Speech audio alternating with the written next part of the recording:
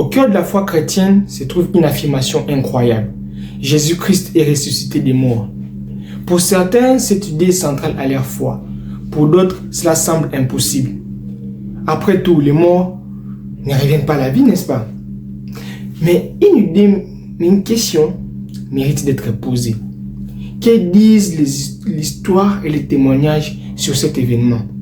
Pour cet épisode, nous allons parcourir quelques arguments présentés dans les livres Pâques, peut-on y croire de Rebecca McLaughlin.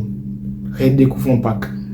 La première chose à établir est que Jésus-Christ a été réellement crucifié. C'est un fait reconnu par les historiens, vraiment largement reconnu par les historiens.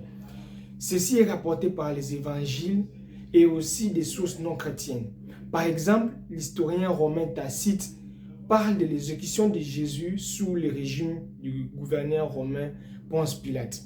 Cela signifie que la mort de Jésus n'est pas une légende, mais c'est un fait historique bien attesté. Après la crucifixion, les disciples de Jésus affirment que le tombeau est vide. Ce détail est particulièrement important. Mais les récits bibliques rapportent que les premiers témoins du tombeau vide sont les femmes. À l'époque, les témoignages des femmes avaient peu de valeur crédible dans la société. Si les disciples de Jésus avaient probablement inventé l'histoire, ils auraient dû choisir des personnes considérées comme crédibles dans la société. Mais les récits bibliques nous rapportent simplement ce qui s'est passé.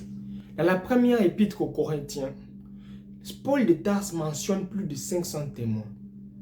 Ces récits, il dit, ces apparitions ne concernent pas une personne isolée.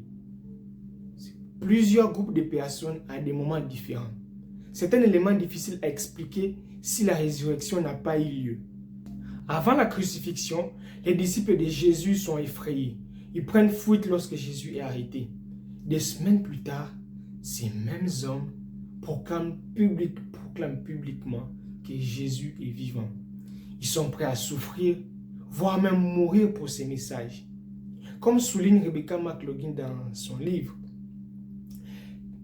les hommes, les personnes sont prêts à mourir pour des croyances qu'ils savent ou qu'ils pensent vraies, mais rarement pour un mensonge qu'ils savent avoir inventé. Alors, comment expliquer tous ces éléments?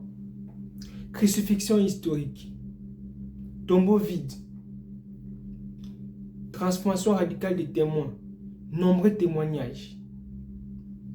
Pour les premiers chrétiens, la réponse était simple. Jésus-Christ est réellement ressuscité. Et si cela est vrai, Pâques n'est pas seulement une tradition religieuse. C'est l'annonce d'une histoire qui change tout et donne même le sens de la vie.